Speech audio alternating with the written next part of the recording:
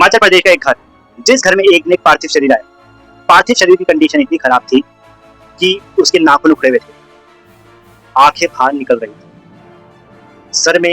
Sir में बहुत चोट थी, पैर हाथ सारी हड्डियां टूटी हुई थी, मुंह पहचानने में नहीं आ रहा था कि ये किस इंसान का मुंह, बस एक आईब्रो थी जिससे पहचानना मुश्किल था कि ये उनका ही बेटा है जिस जवान ने अपनी जान गंवाई। हिमाचल प्रदेश में जब वो शव आया तो घर वालों की आंखें नम हो गई। घर वाले पहचान ना पाए कि उनका ही बेटा है, तिरंगे में लिपटा हुआ, देश के लिए कुर्बान हो गया। ये जिम्मेदारी बस एक जने को सौंपी गई, उनके ही भाई को। मतलब जिस जवान की हम यहाँ बात कर रहे हैं उसके ही भाई को वो सौंपी गई कि अपने भाई को पहचान एक आए से। जब उस भाई ने कहा था हाँ ये मेरा बड़ा भाई, तो पूरे गांव वाले, हिमाचल प्रदेश के सभी लोगों और माता पिता की आंखें नम हो गई। एक दुखी वाला माहौल बन चुका था। एक बार इमेजिन करके देखो यार दोस्तों, कितना बुरा पल रहा होगा उन माँ बाप के, जो बेटा कुछ दिन पहले अपने माता पिता से बोल के गया था कि मैं फौज में भर्ती होने जा रहा हूँ, आज वही बेटा कुछ दिनों बाद उसका पार्थिव शरीर घर पहुंचा। क्या बीती होगी माँ बाप पे। और जाने से पहले अपने माँ बाप से क्या बोला उन्होंने कि मैं अपने देश के लिए कुछ ऐसा करना चाहता हूँ कि पूरा देश मुझे याद रखे। वाकई में आज पूरा भारत, पूरा देश उनको याद करता, हर 15 अगस्त के दिवस पर उनको याद करता। जिस सैनिक की हम यहाँ पे बात कर रहे हैं उनका नाम था लेफ्टिनेंट सौरभ कालिया, उम्र 22 साल। एक 22 साल का जवान जब एक सीमा पर निगरानी करने गया और फिर कभी वापस लौट के नहीं आया, वापस आया सिर्फ उसका पार्थिव शरीर, वो भी इतनी बुरी कंडीशन। क्या हुआ था उस दिन, उस 22 दिनों में उस लेफ्टिनेंट सौरभ कालिया और उनके 5 साथियों के साथ, हाँ और 5 साथी भी थे जो सौरभ कालिया के साथ निगरानी करने गए थे पर कभी वापस ना आए। कोई हिमाचल प्रदेश का था, कोई उत्तर प्रदेश का था और 2-3 तो राजस्थान के थे। आप बताओ दोस्तों। और जैसे ही सौरभ कालिया का सपना पूरा हुआ, उनको भारतीय सेना में एंट्री मिल गई और वो अधिकारी बन गए भारतीय सेना के। उनको 4 जाट रेजिमेंट सौंपी गई, उनकी पोस्टिंग थी और फिर वो अपने देश के लिए कुछ बड़ा करना चाहते थे और फिर उनको कठिन ट्रेनिंग दी गई, कठिन परिश्रम हुआ, जिम्मेदारी सौंपी गई। एक 22 साल के लड़के के लिए इतना आसान नहीं होता। और फिर सेना को खबर मिलती है कि कारगिल की पहाड़ियों में कुछ संदिग्ध है और वहां की हालत थोड़ी धीरे धीरे बदल रही है कारगिल की पहाड़ियों में। जब भारतीय सेना को यह खबर मिली तो दिन आया 15 मई 1999। उस दिन कुछ ऐसा होने वाला था दोस्तों जिसकी कल्पना करना मुश्किल था। लेफ्टिनेंट सौरभ कालिया को एक जिम्मेदारी सौंपी गई 15 मई 1999 में।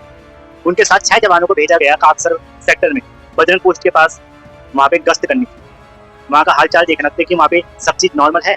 उनके साथ थे खुद तो पहले वो सौरभ कालिया थे, दूसरा टीकाराम, तीसरा भवन लाल बगेड़िया, चौथा नरेश सिंह, पांचवा अर्जुन राम और छठवा मूला राम। ये 6 जवान जाते हैं बजरंग पोस्ट के पास गश्त करने।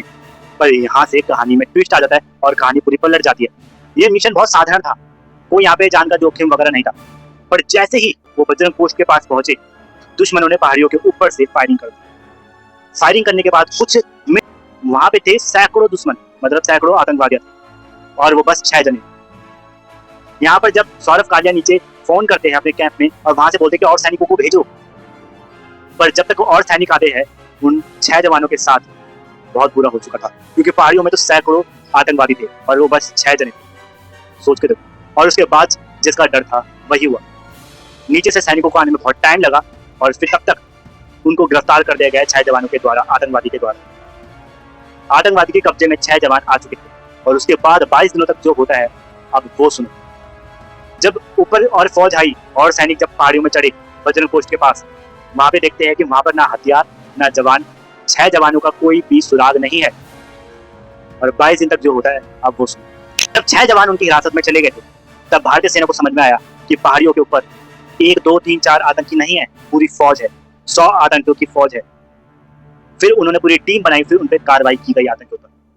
भारतीय क्षेत्र में ऊपर आतंकियां पहाड़ी में बैठ चुके थे और कब्जा कर चुके थे और उसके बाद ही कारगिल युद्ध की पूरी सच्चाई आपके सामने आ गई थी। अब बात करते हैं 22 दिन हुआ क्या।